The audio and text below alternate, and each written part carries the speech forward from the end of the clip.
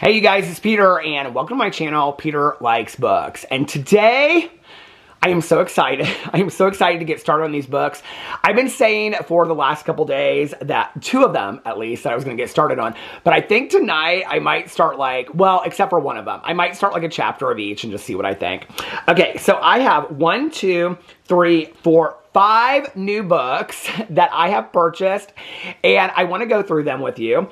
Now, one of them I got the other day. I pre-ordered it. I actually did an entire video about this yesterday. I bought these all over the place, but some of them I got online, some of them I got while I was out, some of them I pre-ordered. So yesterday I did an entire video about this book, which I pre-ordered, and that is Harper Lee's new book, The Land of Sweet Forever, which is a collection of short stories and essays. I went in and I talked about my history of loving Harper Lee and loving To Kill a Mockingbird being my favorite book and movie of life. So I went in and I extensively talked about this yesterday. That was my video yesterday if you want to hear all about it. I read the synopsis of the book yesterday, so I am not going to be doing that.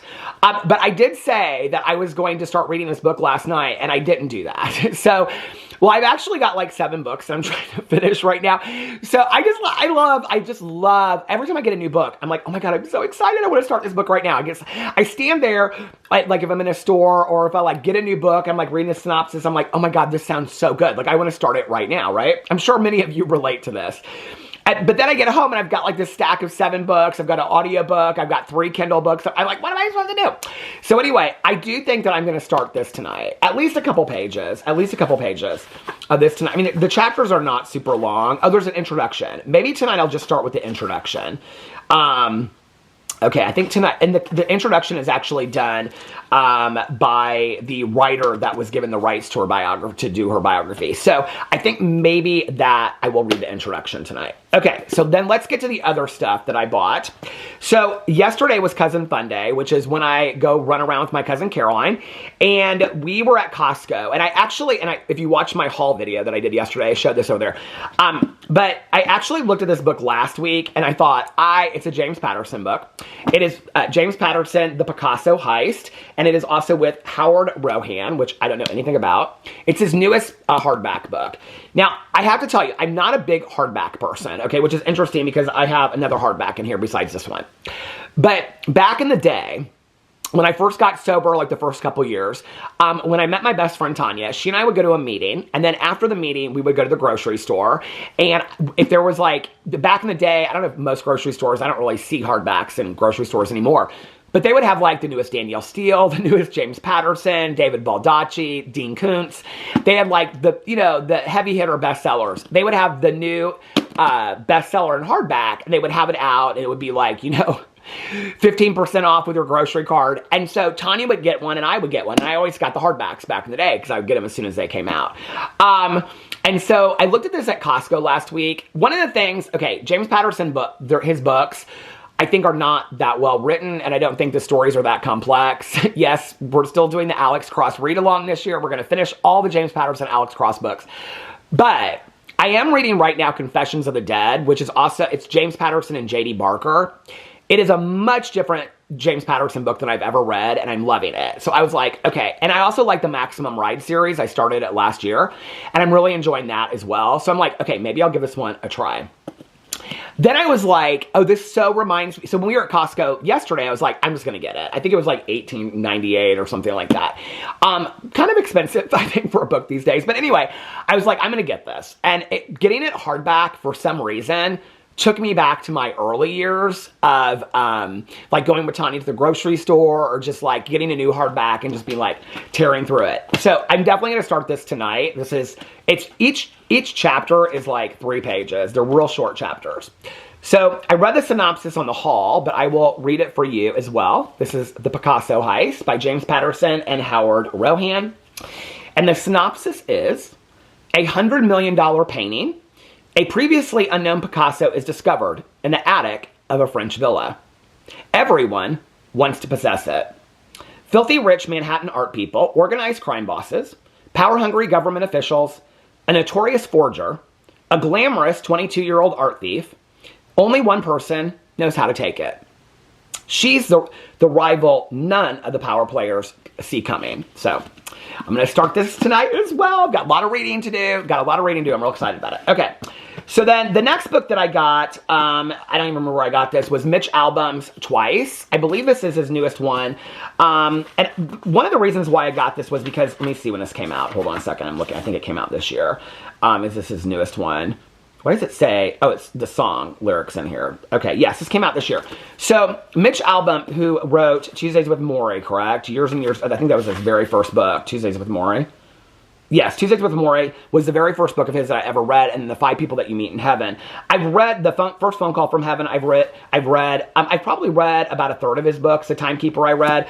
I really, really like his books, but I haven't read one in a while. So I was like, I think that I'm going to read this, and because when I read the synopsis for it, I was like, this sounds really, really good. I haven't read one of his in a while. So let's go back and let's check out where he stands today.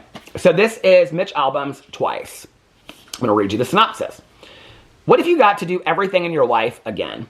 Mitch Albom's newest novel is a stunning love story about a life of second chances and how our unchecked temptations may cost us everything we've had all along.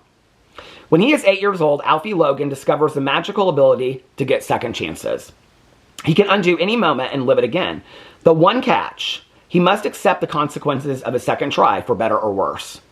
He grows up correcting his mistakes and saving himself from adolescent embarrassments. He takes wildly foolish risks to see what it's like to tempt danger and even death. Eventually, Alfie turns his gift to his love life, redoing moments to make himself more appealing to his many crushes. In time, he falls deeply in love with Gianna, the woman he believes is the one. But as the years pass, the relationship is challenged. Alfie's eyes begin to wander. He had been warned of a lone caveat to his power. If you undo a love, that person can never fall in love with you again. Knowing if he gives into temptation, he may risk losing what he has with Gianna, Alfie makes a choice that changes his life and Gianna's life forever. This book begins many years later after an ailing Alfie is arrested on suspicion of cheating to win millions at a casino roulette wheel. As a grizzled detective interrogates him, he slowly uncovers Alfie's incredible story and its most unlikely conclusion. In Twice, America's favorite storyteller, Mitch Albom, is at the height of his powers. A love story that is enchanting, probing, and clairvoyant in matters of the heart. Twice will make you smile, weep, think about your own second chances, and overflow with love from beginning to end. Years and years and years ago, I think it was actually when I first got sober, I read a book. I cannot remember the author's name, but it's called Replay. I wish I had my phone because I have it on Audible. I have never listened to the Audible. It was a book called Replay. It's one of my favorite books I've ever read in my entire life. The book starts off with a man, he dies from a heart attack, but then he comes back when he's in high school. And he comes back many times, and he never knows when the last time is going to be. And so it's very similar to this concept of coming back and being able to relive your life and what choices would you make differently. I think it's interesting at 53 of thinking about that book and thinking about this book and looking back on my life and what things would I change, because a lot of the things that maybe I would look back and think maybe I would change are things that really turned me into or being the person that I am today, or led me to meet people in my life that are, important to my life today. So it's an interesting concept. Would you go back and change things? So I'm excited to read this book. I may start this tonight. We'll see. Okay, I'm going to save the Christmas one for last because I think people will think this is kind of funny. And I actually mentioned it to my friend Nikki last night because Nikki and I are putting together a Christmas read-along, and we may include this. We'll have to see. Okay, so the next one is... Hold on a second. I may have gotten this one at Costco, too. I got a couple books at Costco in the last couple weeks. What year did this come out? This came out in 2025 as well. Dear Future Me, a novel by Deborah O'Connor. You never know what will happen when you try to rewrite the history, or try to rewrite the past. In 2003, Mr. Dandler gave his class an assignment: write letters to their future selves. 20 years later, they received them in the mail. Upon opening their letters, the now adult students are shocked to find their envelopes contain old secrets that threaten to expose the truth about a decades-old tragedy. And when one letter causes the beautiful and successful Miranda to take her own life, the small community is rocked to its core. Stunned by what happened and armed with a clue of her own, Miranda's best friend Audrey decides to track down her old classmates to get to the bottom of Miranda's death. But in doing so, she sets off a chain of events that could expose deadly truths long since buried. From best-selling author Deborah O'Connor comes a searing thriller that exposes the grief, guilt, and secrets hidden away in one little envelope.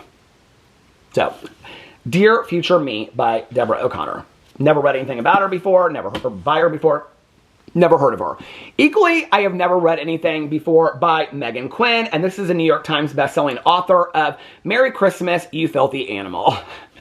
A romance that's kind of cozy. I'm kind of getting into the cozy romances a little bit. Now, for those of you that don't know, I love cozy mysteries. I just started last month a cozy mystery book club over here, so go check out that video. I will be announcing in the next week or two the next book for the selection, or the next series for the selection. But I absolutely am starting. I read the Pumpkin Spice Cafe books. I'm on the second one. I've slowed down a little bit in it. The Cinnamon Bun Bookstore. I love the Lori Gilmore books. I know, they're kind of a little spicy. I will warn you about that. There's some sexy time in it. But I'm kind of into the cozy romances, not just the cozy mystery. So when I read this, I was like, okay, this is kind of cute. I'm gonna get this. Nothing says, and I think the cover is just adorable too, but all the romances kind of look like this these days, you know?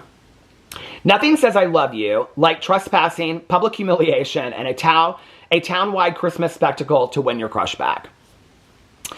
Atlas Maxheimer did not sign up for this. One minute, he's anxiously trying to keep his family's Christmas tree farm from imploding. Oh, by the way, my favorite Christmas cozy mystery series of life is the Christmas Tree Farm mystery series by Jacqueline Frost. The 5th book comes out this month. So this is kind of what led me to this. I love anything about a Christmas tree farm. Okay. Atlas Maxheimer did not sign up for this. One minute, he's anxiously trying to keep his family's Christmas tree farm from imploding. The next, he's passed out in the snow after getting clocked by a suspiciously strong bottle of soda. Enter Betty, new in town, full of holiday cheer and helping her uncle open a rival tree farm next door. Max is convinced she's out to destroy everything Evergreen Farm stands for. Betty thinks Max might be one sleigh short of a winter parade. Cue the holiday chaos. Between blizzards, oh my god, I love a book with a blizzard. Between blizzards, blown reputations, wildly misguided romantic plots, and one stolen ornament with a seriously tragic backstory, the small town war turns into something far messier and much more delicious than either of them expected. Okay, wait, she has another book that she wrote last year called How My Neighbor Stole Christmas. I might have to get that one too. Did anybody read it? Was it good? Oh my god. Okay, so I'm going to actually, this will probably be one of the first Christmas books I start reading. And it goes back and forth. Every chapter is Max, Betty, Max, Betty. And the chapters are like a couple pages each. So even though it looks big, it's going to be like a fun read. I'm really excited about this. So those are all my new books. Let me know what you're reading in the comment section below. I love you guys, and I will see you tomorrow. Bye.